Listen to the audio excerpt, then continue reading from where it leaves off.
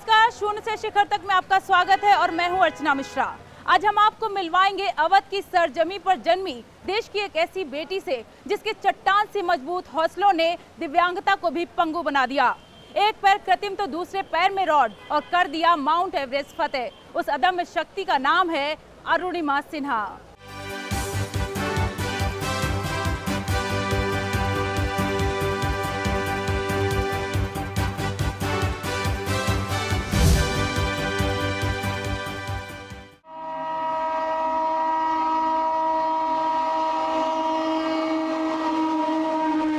11 अप्रैल 2011 ये वो स्याह रात थी जो अरुणिमा से उसकी जिंदगी छीनने आई थी।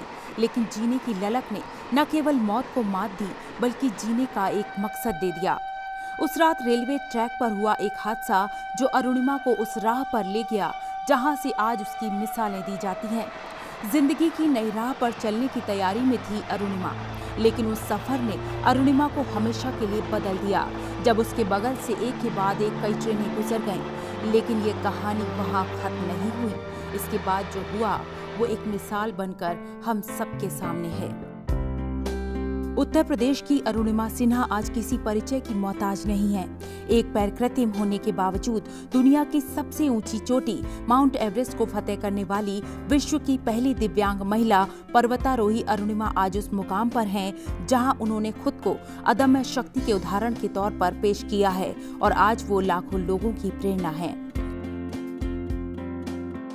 अरुणिमा उस महिला का नाम है जिसने एक रेल दुर्घटना में अपना एक पैर जरूर खो दिया, लेकिन अपनी इच्छा शक्ति के दम पर बहुत कुछ पा लिया और इन्हीं शानदार उपलब्धियों के लिए उन्हें भारत सरकार की ओर से 2015 में पद्मश्री से नवाजा गया। अगर हम बात करें कि पद्मश्री अवार्ड आपको मिल चुका है, उस वक्त जब आपको ये नॉमिनेट किया गया था तो कैसा महसूस हुआ, क्योंकि बहुत चुनिंदा लोगों को हिंदुस्तान में ये अवार्ड दिया जाता है? ऑफ कोर्स बहुत अच्छा लगे कि हमारे देश का चौथा सबसे बड़ा सम्मान है, एक नागरिक सम्मान है, मुझे उस पूरे भारत में से चुना गया तो निश्चित तौर पे बहुत ही प्राउड फील हो रहा था। लेकिन मुझे उसके साथ साथ ये भी महसूस हो रहा था कि देश मुझे और भी जिम्मेदारियां दे रहा है और इसलिए मैं ज़्यादा से ज़्यादा सोसाइटी और समाज के लिए काम करती हूँ। प्रधानमंत्री नरेंद्र मोदी ने अरुणिमा की जीवनी born again in the mountain का लोकार्पण किया। राष्ट्रीय स्तर की वॉलीबॉल खिलाड़ी रही अरुणिमा की जिंदगी आसान नहीं रही। 2 भाई बहन के साथ मध्यम वर्गीय परिवार में पली बढ़ी अरुणिमा के पिता सेना में थे और मां भी नौकरी पेशा थीं। पिता के गुजर जाने के बाद मां के कंधों पर तीनों बच्चों की जिम्मेदारी आ गई। जिंदगी सामान्य तरीके से चल रही थी। अरुणिमा की पढ़ाई के साथ खेलों में भी रुचि थी। एमए और लॉ की पढ़ाई करने के बाद अरुणिमा ने नौकरी की तलाश शुरू कर दी। इसी दौरान वो एक इंटरव्यू देने पद्मावती एक्सप्रेस से दिल्ली जा रही थी। उस इंटरव्यू से अरुणिमा को बड़ी उम्मीदें थीं। 11 अप्रैल 2011 को अरुणिमा की ट्रेन दिल्ली के लिए चली, लेकिन इस यात्रा में सब कुछ बदल गया। हादसे में एक पैर कट चुका था तो दूसरे पैर में डॉक्टरों ने रॉड लगा दी। इस घटना ने अखबारों का ध्यान खींचा, लेकिन जिंदगी और मौत के बीच झूलती अरुणिमा पर कुछ और ही आरोप लगने लगे। लिखा गया कि वो बिना टिकट रेल की यात्रा कर रही थी। एक तरफ अरुणिमा अपने दर्द और तकलीफों से जूझ रही थी तो वहीं इस तरह के बेबुनियाद आरोप उनके स्वाभिमान को झकझोर रहे थे। ऐसे समय में जब जीवन अंधकार में लगने लगा, अरुणिमा बड़ी जदोजहद की तैयारी कर रही थी। उसे कुछ कर गुजरना था। उसे पर्वतारोही बनकर दुनिया को अपने दम दिखाने की धुन लग गई। कैसा था वो मंजर और क्या कुछ उनके सामने घट रहा था, आइए अरुणिमा से जानते हैं। अब हम आ चुके हैं लखनऊ के सरोजनी नगर, जहां अरुणिमा सिन्हा अपने बड़ी बहन और जीजा जी के साथ रहती हैं। आइए जानते हैं कैसा है उनका रहन सहन और क्या है जीवन की चुनौतियां। कृत्रिम पैर से दुनिया की सबसे ऊंची चोटी फतेह करने वाली अरुणिमा सिन्हा जी हमारे साथ हैं, जो कि पद्मश्री अवार्डी भी हैं। उसके साथ साथ उन्होंने अपनी एक किताब भी लिखी है और अपनी स्पोर्ट्स एकेडमी भी चला रही हैं। कैसे ये सब कर पा रही हैं, आइए उनसे जानते हैं। अरुणिमा जी, आपका बहुत बहुत स्वागत लोकसभा टीवी में। सबसे पहला सवाल आपसे, उस काली रात को क्या हुआ था? एक्चुअली लखनऊ से जब मैं दीदी ने मुझे बैठाया है तो जनरल कंपार्टमेंट एकदम बहुत भीड़ होती है उसमें, और जो सीट के जस्ट बगल वाली सीट पे कोई ऑलरेडी बैठा हुआ था, गेट के जस्ट बगल वाली सीट पे। तो मैंने भी भाई उसको बोला थोड़ा मुझे एडजस्ट, तो जैसे कि चलता है हमारे क्या, मैं भी बैठ गई। और बरेली के आसपास उस समय तो अब तो मैं जान गई हूँ कि हाँ बरेली था, लेकिन अगर हकीकत उस समय ट्रेन की बात करें तो मुझे पता भी नहीं था कि कौन सा एरिया है। तो आपको उस वक्त रिजर्वेशन नहीं मिल पाया होगा या कुछ वजह रही होगी जो आपको जनरल में सफ़र करना पड़ा? सही पूछे तो ना तो हम एक मध्यम वर्गीय फैमिली से हैं, ना इतना कभी सोचते थे, जनरली हमेशा जनरल ट्रेन में जनरल टिकट्स लेके चले जाते थे, तो ना तो रिजर्वेशन लेने के लिए मैं गई थी, ना मेरे पास उतने पैसे थे, सच्चाई यही थी, और ना मैंने सोचा उसके बारे में। जनरली मैं हमेशा गई हूँ जनरल में, इसीलिए मैं जनरल में नॉर्मली एक बैठ चुकी थी। लेकिन उन्होंने लूटपाट शुरू किया और फिर मेरे गले में एक सोने की चैन थी, उन्होंने छीने, 1 से 2 मिनट के अंदर पूरी घटना हुई थी। मेरे गले में सोने की चैन। तो उन्होंने सीधा आप पर अटैक किया या और भी लोग कंपार्टमेंट में थे, उन लोगों से भी उन्होंने छीना झपटी की थी? वो बहस काफ़ी चल रही थी लोगों से, और मेरे इस पे थाई पे ऐसे सर्टिफिकेट और हाथ में मेरे फ़ोन था, लेकिन अब उत्सुकता के साथ मैं भी ऐसे देख रही हूँ कि मतलब क्या है, लोग कोई बोल नहीं रहा है। मैंने जब ऐसे मेरा गले में से चैन छीनने की कोशिश की उन्होंने, तो मैंने मना किया, विरोध किया मैंने उनका। स्पोर्ट्स मतलब बैकग्राउंड है तो वो होना ही था। एक मेन रीज़न यही था कि अगर किसी भी स्पोर्ट्स प्लेयर से आप नॉर्मली प्यार से कोई चीज़ मांगेंगे तो वो दे देगा, लेकिन अगर आप उससे लड़ के झगड़ के तो कभी नहीं दे सकता। तो अपने साहस का परिचय ज़रूर देगा वो। तो यही हुआ वो, लेकिन वो 4-5 थे, और शायद अगर सब लोग मेरे साथ हो जाते तो ऐसा होता ही नहीं, लेकिन अफसोस यही है कि लोग साथ नहीं आए। मैं तो एक मैसेज देना चाहती हूँ सबके साथ में कि लोग ये भी करें कि जब इस तरीके की कोई घटना किसी के साथ हो रही तो एटलीस्ट साथ दें उसका। जब मैंने उनको विरोध किया तो शायद उनको ये लगा कि अगर अरुणिमा विरोध करेगी तो शायद, या फिर ये लड़की विरोध कर रही है तो शायद और वो लोगों की हिम्मत थोड़ा आ जाए। वो 4-5 थे और मुझे ऐसे उठाकर चलते ट्रेन से बाहर फेंक दिया था, और उसी मैंने पकड़ने की कोशिश की हैंडल, लेकिन मैं पकड़ नहीं पाई थी, और मुझे अंदाज़ा भी नहीं था कि ये होने वाला, तो नहीं तो शायद मैं चुप भी रहती। लेकिन आज भी मैं उस पल को जब सोचती हूँ, मेरा माइंड काम करना बंद कर दिया था उस समय। तो एकदम मैं सोच नीचे गिरते में समझ क्या हो गया, और अचानक दूसरी ट्रैक से भी उसी समय ट्रेन, उसका हॉर्न मुझे सिर्फ सुनाई दिया और उसकी लाइट दिखाई दे रही थी, लेकिन तब तक मैं उसे पिंग टकरा के फिर मैं नीचे गिरी हूँ। मुझे नहीं पता कि मेरा पैर कौन सी ट्रेन में गया है, लेकिन दोनों ट्रेनें जब निकल गई है ये चीज़। आपको ये कब पता चला कि आपका पैर कट चुका है? जब मैं ट्रैक से उठने की कोशिश कर रही थी, खड़े होने की कोशिश कर रही थी, तो मेरा ऐसे पैर कट के जीन्स में हैंग हो गया था। मैंने इसे थाई पकड़ के जब उठाकर देखा तो ये ऐसे पैर अब तो पूरा राउंड शेप बना दिया है उन्होंने, नहीं तो पूरा राउंड शेप नहीं था, वो ऐसे निकले हुए थे। इवन इस पैर की हड्डियां मेरा थाइज में यहाँ पे, और तो बहुत सारे फ्रैक्चर रहे होंगे कि आपको दर्द पता ही नहीं चला कि एक्चुअली दर्द हो कहाँ रहा है। हाँ, बहुत सारे, इवन ये यहाँ स्पाइन में, ये एल्बोज वगैरह में भी आप देख सकते, पूरा ये एल्बोज में ये सब, और ये पूरा फट गया था, पूरी बहुत सारी चोटें। तो इतना वाकई में अगर सही कहा था कि बहुत पेन था। लेकिन जब मैं उठने की कोशिश, तो ये मेरा जो ऐसे निकला हुआ था, वो ऐसे पत्थरों में टकरा रहा था। तो फिर मैंने ऐसे थाई को उठाकर देखा तो पैर मेरा हैंग हो रहा था, जीन्स में ऐसे हैंग हो रहा था, शूज़ वगैरह सब कुछ था उसमें, और ब्लड वो ऐसे फोर्सफुली निकल रहा था। तब मुझे लगा कि मैं नहीं चल सकती। दूसरे पैर के देखा तो जीन्स इसमें तो ठीक था, लेकिन हड्डियाँ ऐसे निकल आई थी जगह जगह से। तो पूरी रात ब्लड निकलता रहा, पूरी रात वहीं पड़े? वहीं मैं फिर उस पेन को ऐसे बर्दाश्त करने के लिए मैं ऐसे पेट के बल लेट गई हूँ, और ऐसे पत्थर पकड़ के उसी के दर्द निकालने की मैं कोशिश कर रही थी कि मतलब वो पेन एक्सप्लेन कर पाना शायद बहुत मुश्किल है कि, तो लेकिन बहुत कोई नहीं था। रात के 1-1:30 बजे की घटना हुई है, और इतना ही नहीं, ट्रेन इतने करीब से ऐसे गुजरती थी कि व्हील मुझे दिखाई देता, मेरा माइंड कॉन्शियस काम कर रहा था।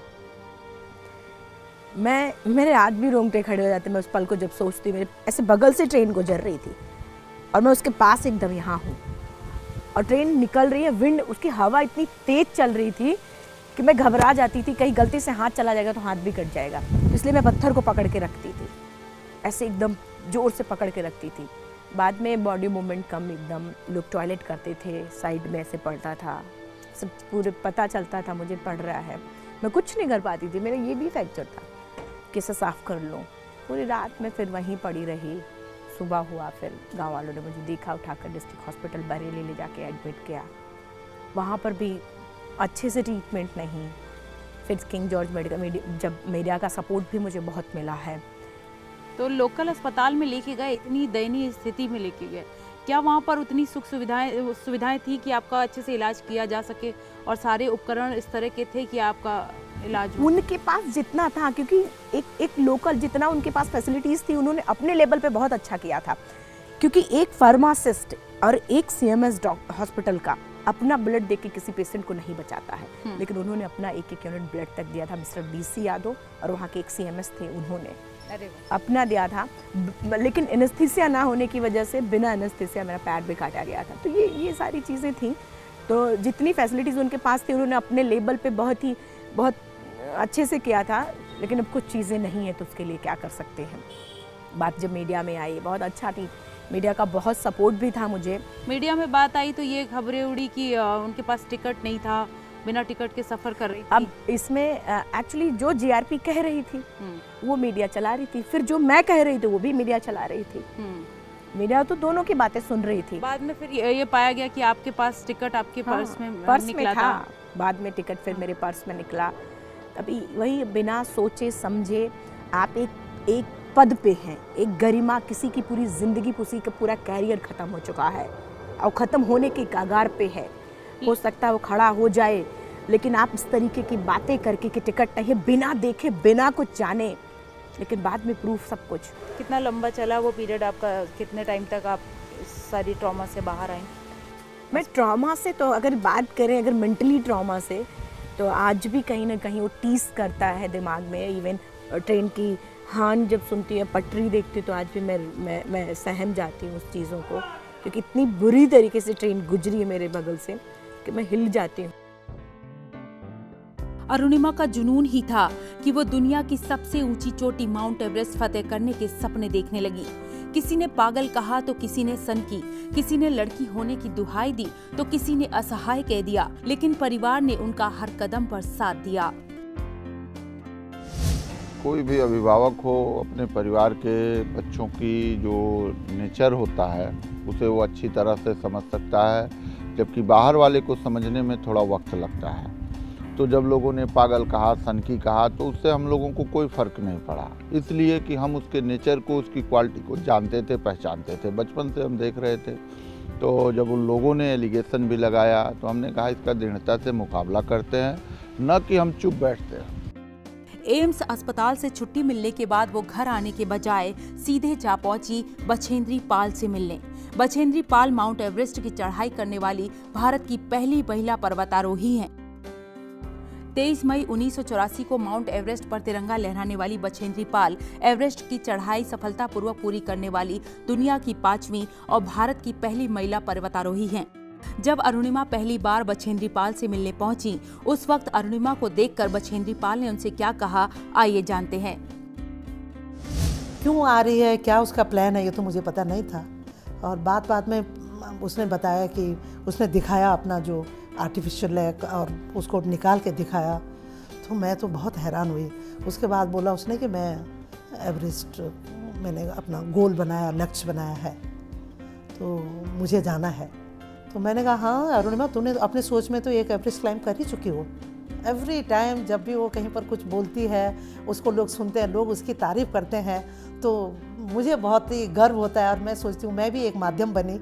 और उसके स्टार्टिंग टाइम में जब लोग उस पर विश्वास नहीं करते थे और लोग उसकी मजाक बनाते थे, क्योंकि एक लड़की होना ही, लोग सोचते हैं कि लड़कियों को की तरफ देखना एक नज़रिया ही कुछ और होता है। उसके बाद उसके साथ इतना बड़ा हादसा हुआ था और हादसे के बाद उसने इतना बड़ा एक लक्ष्य अपने लिए बनाया था, तो ये बहुत बड़ी बात थी और उसको उसने किया। बछेंद्री पाल से मुलाकात के बाद उत्तरकाशी के टाटा स्टील एडवेंचर फाउंडेशन शिविर से अरुणिमा के माउंट एवरेस्ट मिशन की शुरुआत हो गई। जिस वक्त आपके दिमाग में ये सब कुछ चल रहा था, आपके आसपास तमाम ऐसे लोग होंगे जो आपको कह रहे होंगे कि जो ये सोच रही हो ये संभव नहीं है और इसमें तमाम चुनौतियां हैं। क्या उसका कोई फर्क पड़ा था आप पर? क्या आप किस तरह का उनको जवाब देती थी और आपके अंदर क्या चल रहा था? बिल्कुल सही है। लोग, मैं बताती हूँ कि जब लोग मुझे उस समय पागल बोलते थे, यहाँ तक बोल दिया था लोगों ने कि क्या है, लंगड़ी हो गई, दिमाग भी खराब हो चुका है, क्योंकि उन्होंने कभी देखा ही नहीं था इस तरीके से। वो ये सोच रहे थे कि अरुणिमा की परिस्थितियों ने अरुणिमा को लिख दिया व्हीलचेयर बैसाखी, लेकिन अरुणिमा इतनी जिद्दी है कि वो चाहिए ही नहीं था। उसने फिर अपनी खुरच खुरच के अपनी किस्मत को लिखना शुरू किया। और लोग स्पॉन्सरशिप के लिए, क्योंकि नॉर्मल इंसान पे कोई पैसे नहीं लगाता, तो कोई विकलांगता पे कोई पैसे की। 21वीं सदी में नॉर्मल लड़की को जीना इतना मुश्किल है, विकलांगता के साथ कितना मुश्किल में कोई मुझसे या मुझ जैसी कोई और लड़की मिडिल क्लास फैमिली से जाकर पूछे, बहुत प्रॉब्लम होती है। लेकिन जब आप दृढ़ संकल्पित हो अपने गोल के प्रति तो कुछ हो भी नहीं पाता। मुझे कभी कोई फ़र्क ही नहीं पड़ा कि ठीक है, विकलांगता का माला तो आई चुका, इतनी सारी धज्जियाँ तो उड़ी सकी हैं, तो एक बार पागल का भी सही। लेकिन ये भी एक इतिहास है कि पागल ही इतिहास बनाता है, ये भी एक इतिहास है। बिल्कुल ठीक कहा आपने। तो अखबार की एक खबर और आपके जीजा जी का आपको मोटिवेट करना, आप सीधे वहाँ से पहुँच गए अपनी ट्रेनिंग के लिए? सीधा, हाँ, मैं हॉस्पिटल से निकलने के बाद घर तक नहीं आई थी मैं, और सीधा मैं मैम बछेंद्री पाल से मिले। और फर्स्ट टाइम जब मैम से मैं मिली थी तो मैम ने कहा क्यों अरुणिमा? तो मैंने बोला, जब उनको प्रपोजल बताया कि मैम मुझे माउंटेनिंग करना है, एवरेस्ट के लिए ट्राई करना है, तो उनकी आंखों में आंसू आ गया था। उन्होंने बोला अरुणिमा तूने ऐसे हालात में एवरेस्ट जैसे दुरूह पहाड़ के बारे में सोचा, अपने अंदर तो एवरेस्ट पता कर लिया, अब तो सिर्फ लोगों के लिए है। कामयाबी आपको मिल गई, उस वक्त आप कैसा महसूस कर रही थी? अगर उसकी बात करें, जब हम अचीव कर चुके होते हैं, अचीवमेंट एकदम हमारे हाथ में होती है, तो ये जो स्ट्रगल होता है, अचीवमेंट इतना ज़बरदस्त मरहम होता है कि ये भर देता है, अपने आप फिल हो जाते हैं वो।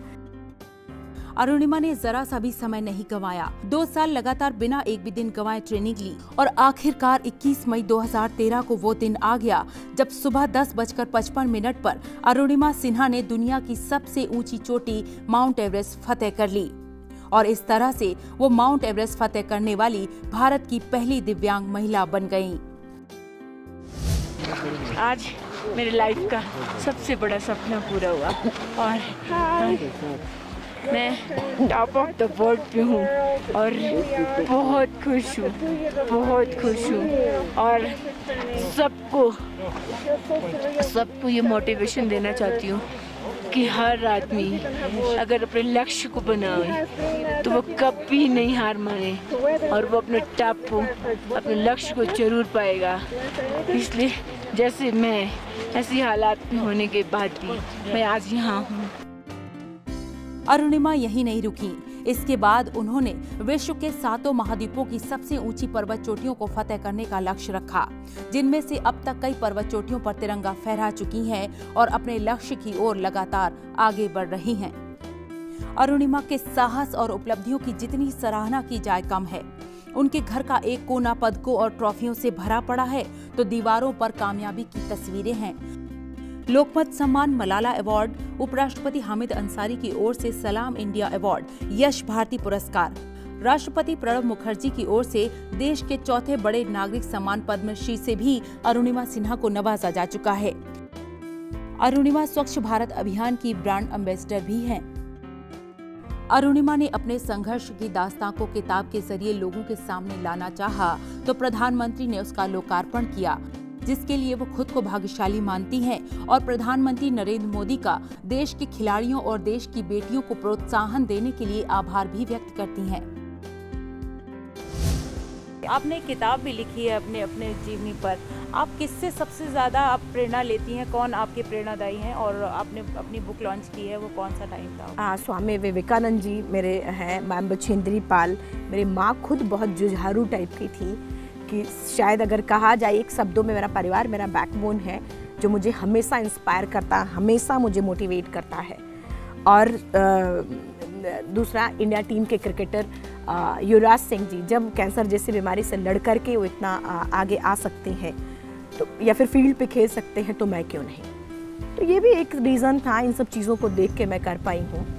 और मेरी किताब है born again on the mountain. मैंने हॉस्पिटल के बेड पे लिखना शुरू किया था हिंदी में, लेकिन एवरेस्ट सबमिट करते करते वो पूरी एक किताब बन गई। और फिर अब था कि पीएम सर से लॉन्च कराना, श्री नरेंद्र मोदी सर, हमारे माननीय पीएम सर। तो 48 घंटे में उन्होंने उस किताब को पढ़ा है ऑस्ट्रेलिया दौरे पे, और फिर उस किताब को उन्होंने लॉन्च भी किया था। बहुत सौभाग्य की बात है ये हम सब के लिए। प्रधानमंत्री नरेंद्र मोदी जी के लिए आप क्या कहना चाहेंगे? अगर आज जिस तरह का परिवेश माहौल बना है, हर किसी को तवज्जो दी जा रही है, हर किसी की बात को सामने लाया जा रहा है, आप क्या कहना चाहेंगे? मैं कुछ भी स्पेशल नहीं, लेकिन मैं आपको हकीकत बताऊं, जब मैंने एवरेस्ट सबमिट किया था तब उस समय वो गुजरात के मुख्यमंत्री थे, सीएम थे। मुझे सबसे पहले भारत से ट्वीट करने वाले वही थे। मुख्यमंत्री गुजरात श्री नरेंद्र मोदी सर जी उस समय थे ट्वीट करने वाले। उसके बाद लोगों ने ट्वीट करना शुरू किया। मैंने 10:55 पे सबमिट किया था। शेरपास ने जब बेस कैंप बताया तो वो फटाफट इंटरनेट पे अनॉल पे डाल देते हैं और डालते हैं, उसके करीब आधा 1 घंटे बाद आपका ट्वीट आ गया था। तो मतलब ये ऐसा प्रधानमंत्री देश को चाहिए कि दुनिया की हर कोने की खबर रहे। पहाड़ों की चोटियां फतेह करने वाली अरुणिमा को भाषण देने में हिचक होती थी। वे माइक पर 2 शब्द बोलने से कभी कतराती थी, लेकिन आज वो एक अच्छी मोटिवेशनल स्पीकर भी बन चुकी हैं। लोगों को अपने अनुभवों से सीख दे रही हैं। उपलब्धियों ने सारे जख्मों पर ऐसा मरहम लगाया कि अरुणिमा ने पीछे मुड़कर नहीं देखा। अभी तो इस परिंदे का इम्तिहान बाकी है। अभी अभी मैंने लांघा है समुद्रों को, अभी तो पूरा आसमान बाकी है। अरुणिमा के साहस के चर्चे अखबारों और मीडिया में आए तो वो घर घर में पहचानी जाने लगी। बहुत ही ज़्यादा हार्ड वर्किंग है, बहुत ज़्यादा इंस्पिरेशन है कि हार्ड वर्क इतना करती हैं और इतना आसान नहीं है सक्सेस को पाना। सक्सेस पाने के लिए बहुत ज़्यादा हार्ड वर्क करना पड़ता है और उनको देख के ये बिल्कुल साबित होता है कि अगर सक्सेस चाहते हो आप तो हार्ड वर्क करना आपके लिए बहुत ही ज़्यादा ज़रूरी है। अब तो हर तरफ अरुणिमा सिन्हा की तारीफें करते लोग नहीं थकते। कोई उनके घर में सेवा करके उनसे जुड़े रहने में अपना सौभाग्य समझता है, तो कोई अपनी बेटी को अरुणिमा जैसा ही बनाना चाहता है। यह साहस अगर हर बच्चियों में आ जाए तो दुनिया का संकट खत्म हो जाए। इसीलिए तो हम उनके पास नौकरी के रूप में आए हैं कि बड़ी भाग्य है जो जिनको देखने के लिए लोग तरस रहे हैं, तो हम उनके पास अगर सेवा करने के लिए आ गए तो हम तो बहुत बड़े भाग्यशाली अपने को मानते हैं। मैं बहुत गर्व करता हूँ, मेरी बहन है। मैं और मेरा देश जो अरुणिमा सिन्हा ने कर दिखाया है आज तक किसी ने नहीं किया, इसीलिए मुझे और उनके पूरे परिवार पर मैं हमेशा जो है गर्व करता हूँ। अरुणिमा सिन्हा अपने करियर के अलावा अपने शौकों के लिए भी समय निकाल लेती हैं। उनका डांस में भी है और मतलब खेलने कूदने में भी है। बच्चों के साथ, छोटे बच्चों के साथ भी मतलब बच्ची बन जाती हैं और ये नहीं है कि एवरेस्ट पे चढ़ी गई और मतलब इतने वर्ल्ड में घूम रही हैं। तो घर में एकदम नेचुरल है, कोई ये नहीं कह सकता कि हाँ अरुणिमा इतने काबिल जगह पे है और मतलब ऊंचाइयाँ छुई हैं। आज भी जब समय मिलता है तो वो वॉलीबॉल खेलती हैं और अपने पालतू कुत्ते के साथ समय बिताती हैं। आज वो पर्वतारोही बनकर करीब 25 देशों का भ्रमण कर चुकी हैं। अपने इन्हीं प्रयासों के साथ अरुणिमा जहां खुद को सशक्त बना चुकी हैं, तो वहीं अपने जैसे लोगों को आगे लाना चाहती हैं। वे दिव्यांग बच्चों के लिए शहीद चंद्रशेखर आजाद विकलांग अकादमी चला रही हैं, जिसे वो अंतर्राष्ट्रीय स्तर पर ले जाना चाहती हैं। यहाँ पर जो चंद्रशेखर आजाद विकलांग खेल अकादमी बनाई गई है, इसको विश्वविद्यालय का रूप देने का सपना है और अरुणिमा जी का ये सोच है और ये उनका विश्वास है और प्रयास भी है कि जो विकलांग बच्चे हैं आकर के हमारी तरह से जो है इंसाइट हों और पूरी तरीके से देश में अपना नाम कमाएं। जब वो फ्री रहती है तो वो आती ज़रूर है यहाँ पे और हर बच्चों को मतलब जो भी हो उनको प्रोत्साहन करती हैं कि आप हमारी तरह आगे बढ़ सकते हैं, आप कोशिश करिए, आप अपने आप को गिल्ट फील मत करिए, कोई भी कमी मत महसूस करिए। आप एक स्पोर्ट्स एकेडमी भी चला रही हैं, अपने ही जैसे लोगों को आगे ला रही हैं, तो उसमें किस तरह से लोगों को ट्रेनिंग दी जा रही है और कहाँ पर आपने वो संस्था बनाई है? ये उन्नाव में है और उसकी पूरी लैंड वगैरह तो हमने ले ली है। अभी उसमें सिंथेटिक कोर्ट्स वगैरह भी बनाने हैं। लेकिन तो उसमें क्या उन बच्चों को फोकस कर रहे हैं जो किसी भी तरह से डिसेबल्ड हैं? ऐसे नॉर्मल बच्चों को भी हम कोशिश कर रहे हैं लेने की, जिनको लेकिन प्लेटफॉर्म नहीं मिल पा रहा है, क्योंकि उतना सब ज़रूरी नहीं कि हर किसी को वो प्लेटफॉर्म मिल पाए, तो उनको मौका देने की कोशिश हम कर रहे हैं। और ऐसे बच्चे जो डिसेबल्ड हैं, जो स्पोर्ट्स में आना चाहते हैं, स्पोर्ट्स के ज़रिए अपना कैरियर बनाना चाहते हैं। स्पोर्ट्स क्योंकि एक ऐसा कोई ज़रूरी नहीं कि आप बहुत बड़े लेवल पे, लेकिन कॉन्फिडेंस लेवल बहुत ज़बरदस्त डेवलप करता है स्पोर्ट्स आपके अंदर। वो झेलने की ताकत बहुत दे देता है, तो वो चीज़ें मैं और भी लोगों में देखना चाहती, तो इसलिए मैंने वो चीज़ें शुरू की। अरुणिमा सिन्हा की जिंदगी में इतने संघर्षों के बाद अच्छा वक्त आया तो बहुत कुछ छीन कर ले गया। पिता बचपन में ही छोड़कर चले गए थे, माँ का सहारा था। उन्हीं की हिम्मत से बेटी ने हिमालय की ओर कदम बढ़ाए, तो संघर्ष के दौर में हिम्मत देने वाली माँ कामयाबी के समय में साथ छोड़कर चली गई। ये वो कड़वा सच है जो साहसी अरुणिमा को कुछ पल के लिए कमजोर बना देता है। आपको जब कामयाबी मिली, उसके बाद जब आपकी बुक लॉन्च हुई, तो उस वक्त आपकी माँ का साथ नहीं था, तो वो चीज़ आपको सालती है हमेशा? जब तक अभी तक क्या था कि पूरे टाइम उन्होंने स्ट्रगल किया, और अब जब थोड़ा अच्छे की बारी आई तो चली गई। तो निश्चित तौर पे बहुत दुख होता है कि मतलब क्यों थोड़ा तो और जी लेते भाई। मैंने लोगों को देखा 80-80 साल तक इतने हैं, लेकिन फिर भी नहीं, वो तो बस 60-65 के। यकीनन अरुणिमा जैसे लोग भारत की शान हैं। विपरीत परिस्थितियों में भी चुनौतियों का डटकर मुकाबला करती अरुणिमा वाकई हम सभी के लिए किसी नज़ीर से कम नहीं। देश की उन तमाम माओं को या उन पेरेंट्स को भी कोई मैसेज देना चाहेंगी कि वो अपनी बेटियों पर फोकस करें, क्योंकि अभी भी पार्शियलिटी जैसी चीज़ें, पक्षपात जैसी चीज़ें अभी भी होती हैं घरों में? बिल्कुल सही है।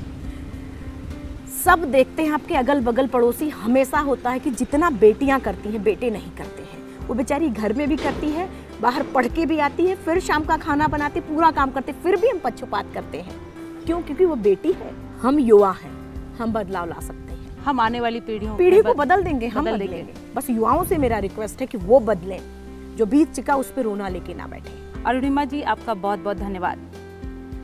पैरों में पड़े हैं छाले, लेकिन फिर भी मैं चलती हूँ, कभी सहरा से तो कभी दरिया से अक्सर गुजरती हूँ।